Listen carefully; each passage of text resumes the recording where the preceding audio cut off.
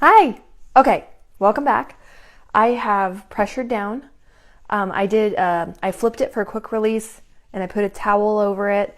You don't have to, you can let it pressure down normally. I was just trying to speed up the process because anybody who's ever used an Instapot knows if you set it for 15 minutes, it's actually going to take closer to 30 because it's going to need to pressure up and pressure down. So just if anybody thinks it's actually taking 15 minutes, just to let you know, don't want to disappoint you, but unfortunately that is the life of a pressure cooker. So here we are. I just pressured it down. It's still pretty hot. I let it set for a few minutes just so I didn't burn myself. I did wash my hands in between this just to, let y'all know my hands are clean.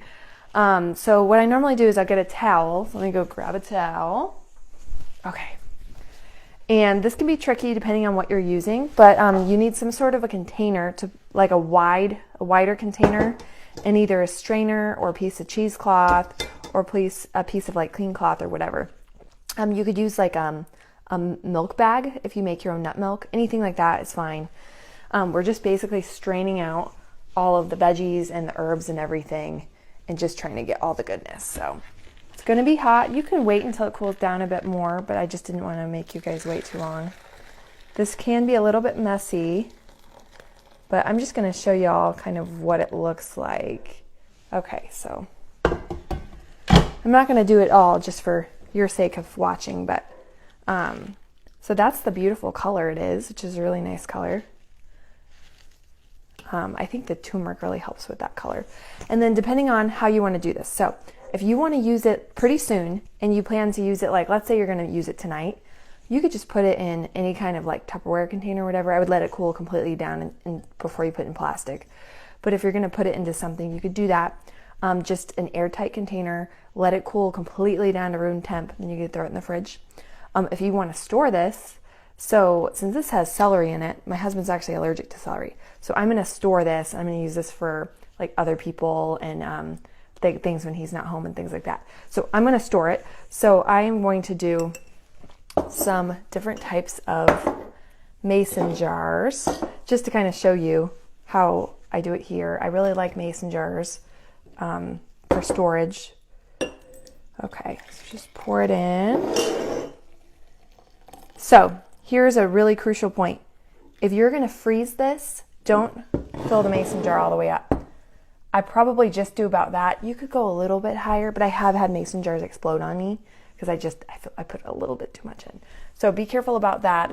I'm going to fridge a couple of these and then I'm going to freeze the rest. So I'll fill my fridge ones all the way up because there's a soup that my husband doesn't like that I'm going to make just for me. So I'll use this.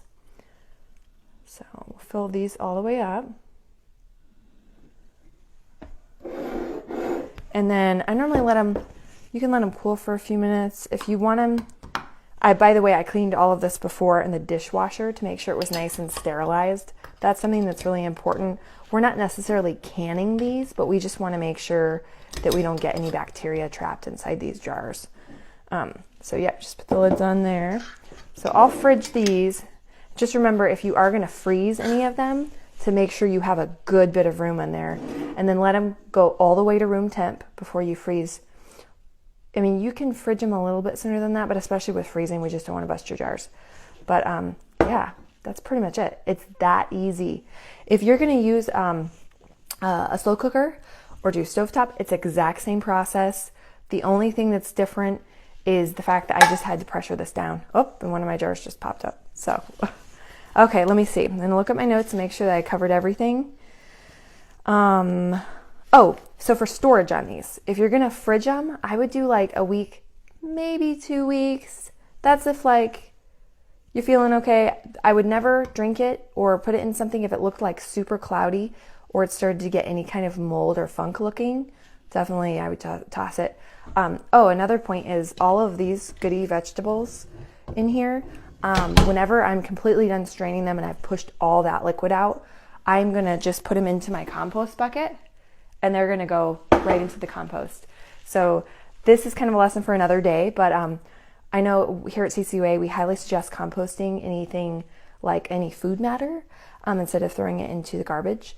And there'll be a whole thing about that later. I'm sure that we'll be like doing a little compost side chat at some point, talking about all about compost. But if you ever have compost and you don't have a compost at home, but you're just looking to keep that organic matter out of the trash, you're always welcome to drop it off at CCUA at our urban farm.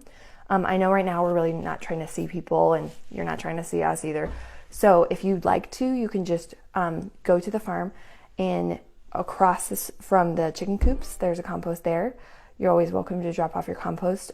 Just limit it to food scraps, things like that. We try not to put dairy in it, but you can do like egg shells, things like that. But there'll be a whole compost side chat on that like at a later date. But I just wanted to mention that I never throw this stuff away. This is like goodness. This is going to make some beautiful soil. So we want to make sure that we compost that. Let's see. I think that's about it for me, but I hope you enjoyed this. I hope you realize that it's not that hard. A lot of people are a little intimidated by it, but don't be. Seriously, super easy. A lot of times if I do it in the slow cooker, I'll even do it like while I'm at work or, at night or whatever, and then wake up and the house smells wonderful. So it's super easy to do, and I really hope you got a lot out of this, and thank you for tuning in to CCUA's Kitchen Side Chats. I hope you learned something today. Please like, plant, and subscribe to our future content. Please visit our website at columbiaurbanag.org for more information and to learn about our mission and other things. We're going to have lots more content during this time, so I hope everyone's doing well, and see you next time.